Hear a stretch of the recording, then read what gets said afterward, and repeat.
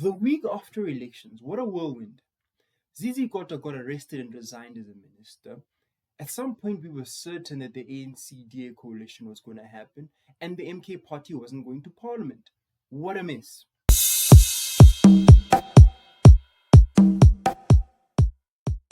Welcome back to Amplify the Divide, ATD, the home of discourse in South Africa.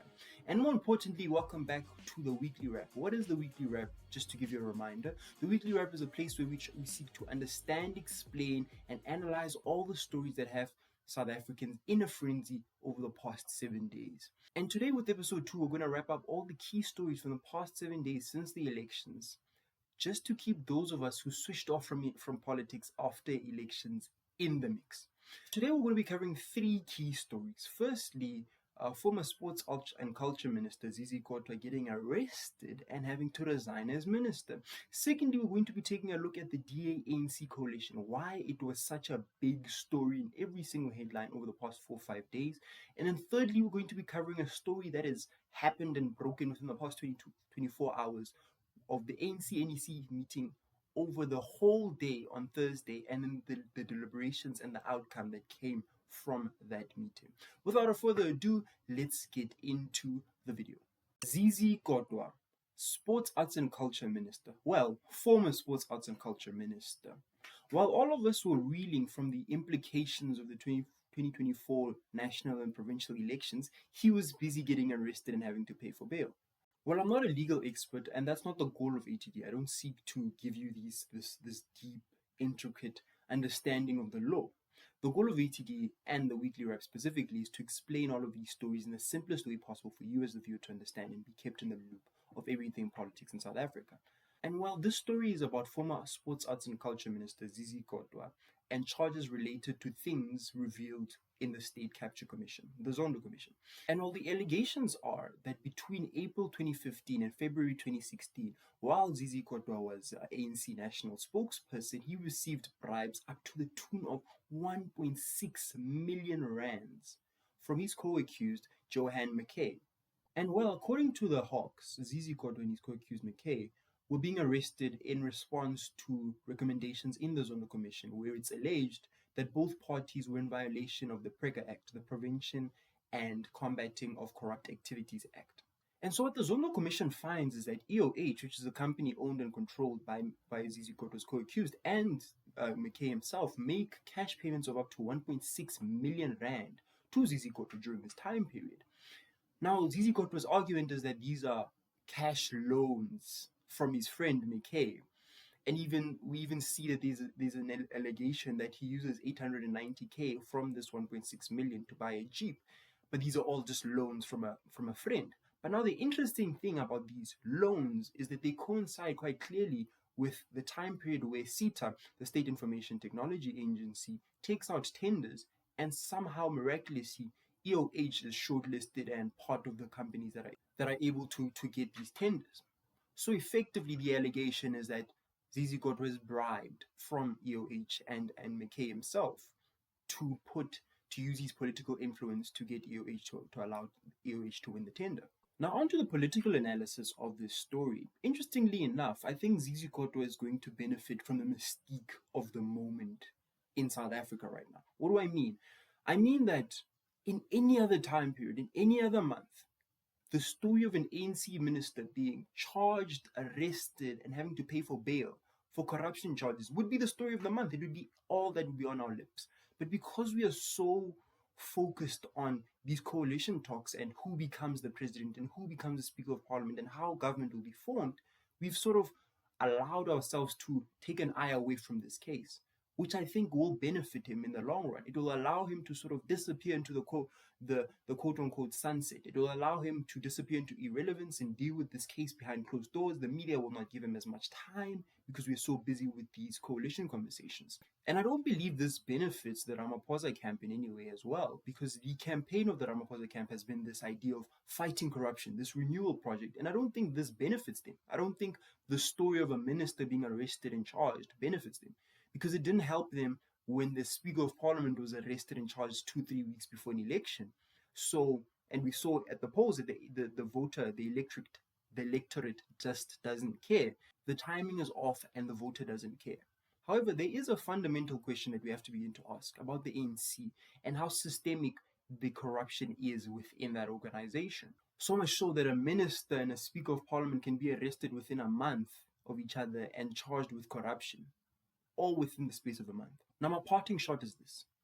Because of you, the voter, we have an opportunity for the first time to really take a look at the ANC. Because they've lost their parliamentary majority, because they can't rubber stamp over everything and use their power to forget about every single corruption allegation, we can, for the first time in our democracy, really take a look at every single case of corruption, detail by detail, and hold those accountable who need to be held accountable. And that's because of you. And that's, if anything that you can take away from this election results, that is one thing that you as the voter can be proud of. Now on to our second story of the week, the DA's obsession with an ANC coalition. Now, you remember in our first video on ATD, our first serious video on ATD, we spoke about this thing called the Moonshot Pact, now the Multi-Party Charter, this pre-election agreement between a lot of opposition parties to form a government of coalition if the opportunity arises after these national elections. And my analysis at the time was, one, because the group of opposition parties that had formed the NPC, parties like the DA, Action SA and IFP, etc., didn't have 50+1 before the election, and I didn't see them getting 50+1 after elections. I found that it was a waste of time.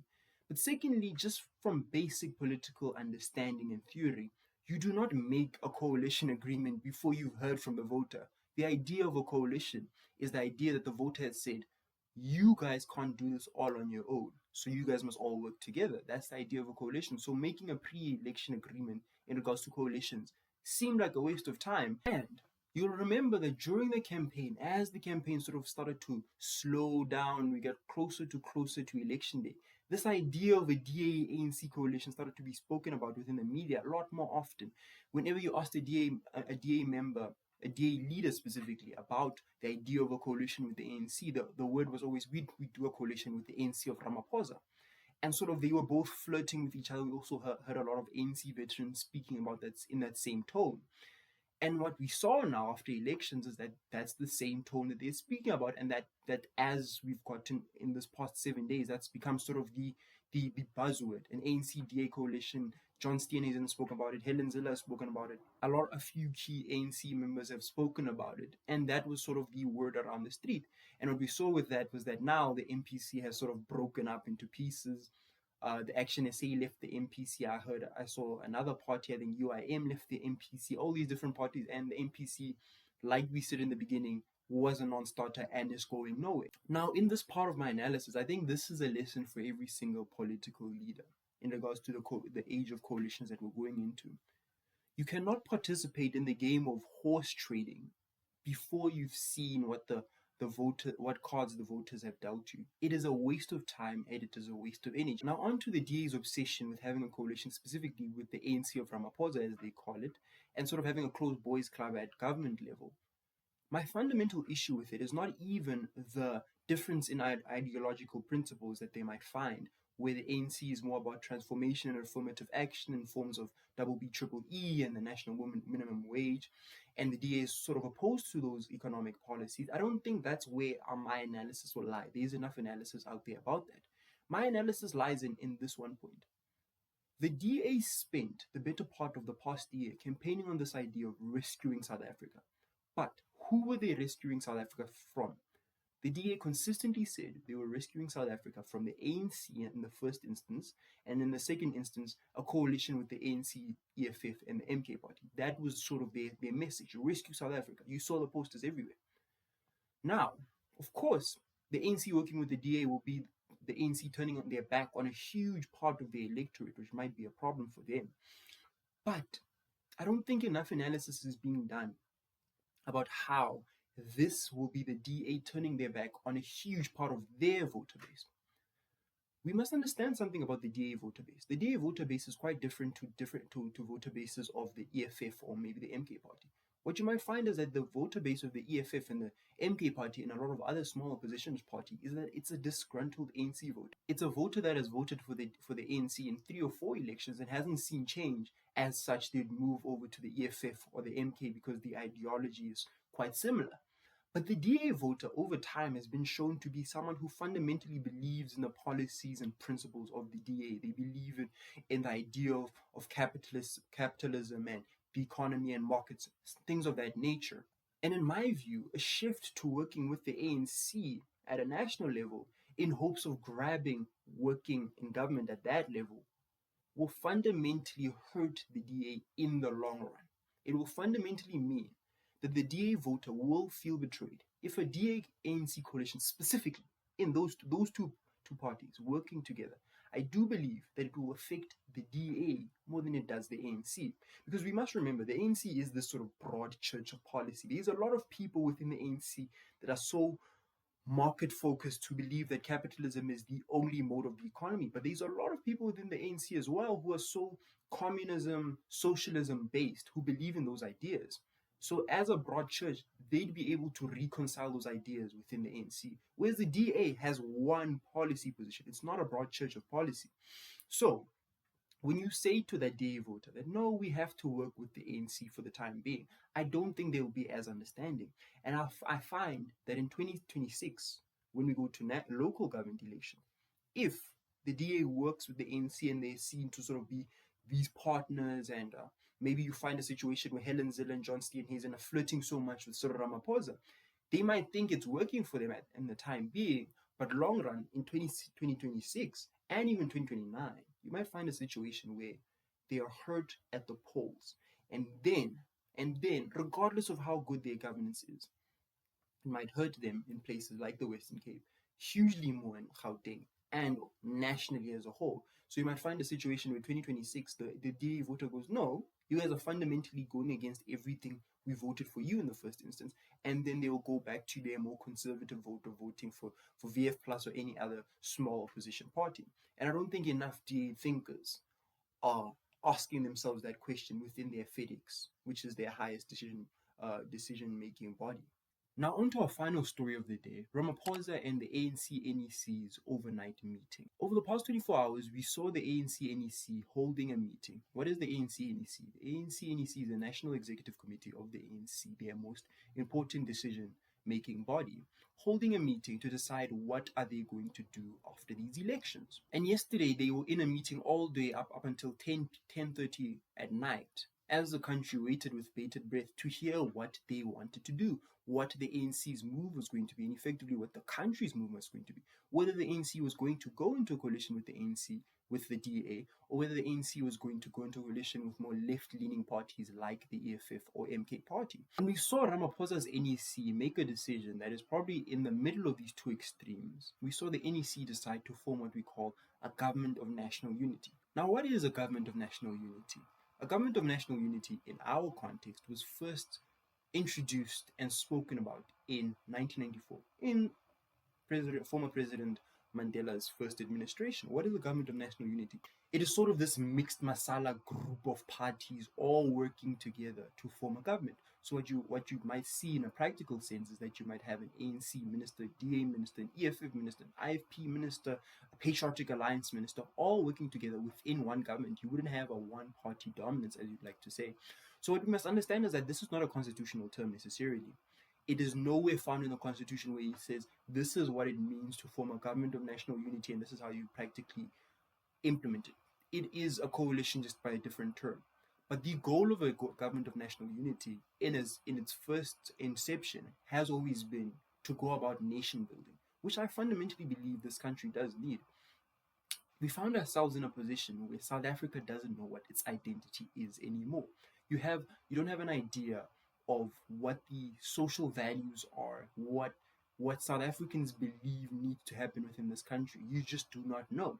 And fundamentally, that's why I believe a government of national unity, as much as the two people on the two extremes, on the left and on the DA side, on the market side, as they've called themselves over the past week, might not agree with it. I do believe that fundamentally finding ourselves in the middle might help us. And it might give us a situation to have this national dialogue that President Cyril Ramaphosa has been speaking about for the past 8-10 years, and Thabo Mbeki has sort of lauded this idea of a national dialogue to really ask ourselves, what is South Africa? What do we want this country to look like? What does it mean to be South African? How does a South African look? What does our economy look like? What does our constitution look like? All these big fundamental questions that we have to ask ourselves, while also meeting the needs of ordinary South Africans. The idea that you can chew gum and walk at the same time, that is fundamentally what you would be trying to do with a government of national unity, in my interpretation. Do I think it's perfect? Definitely not. But do I think it might be the best solution in this time? Probably. And that's where we're going to be ending the weekly wrap episode 2. Over the next couple of days, we're going to be taking a look at the election results in detail and what they mean for different parties like the ANC, like the DA, like the EFF, like the MK party, like the IFP, like the Patriotic Alliance and other opposition parties. We're going to be taking a look at the data province by province. We're going to be having a breakdown province by province to take a look at what the data means. We're going to be taking a look at the numbers to inform our analysis. And the reason why I'm saying this is that the issue that we might have had with our analysis for the past 5 years is that our data sample was 5 years old. It was 2019. That was the latest where we could see what the SA voter looks like. But now we have data that is fresh, that is not even a month old, to take a look at understanding what the SA voter thinks on foreign policy, on service delivery, on basic issues, on all these different things, all these pressing issues that have us all in a frenzy on a consistent basis. We can take a look at this data and sort of make a correlation. And that's what we're going to be doing in our election series over the next couple of days and weeks. And beyond that, thank you so much for watching this video. Please remember to like and subscribe this video and speak in the comments. Ask questions. Let's have a dialogue. That's the whole point of Amplify the Divide. ATD, it's in the name. We want to have a difference in opinions. We want to disagree. If you fundamentally disagree with something I've said in this video, because that's the whole point. I'm spreading opinions. This is not a news channel. As much as the weekly wrap seeks to explain a lot of stories, it is a lot of analysis baked into that, meaning that they are my personal opinions. And if you fundamentally disagree with those opinions, voice it in the comments, voice it in my DMs, on the DMs of the Amplify the Divide Instagram page, Twitter page, Facebook page, TikTok page, wherever you can find us. The links to all the social media handles are in the description and on your screen right now. Please follow us everywhere. Let's grow this community. Let's build the dialogue. Let's make discourse in South Africa fun again. Let's have this differing opinions while also respecting each other. Don't forget to like and subscribe. Thank you so much for watching this video. See you soon and chap chap.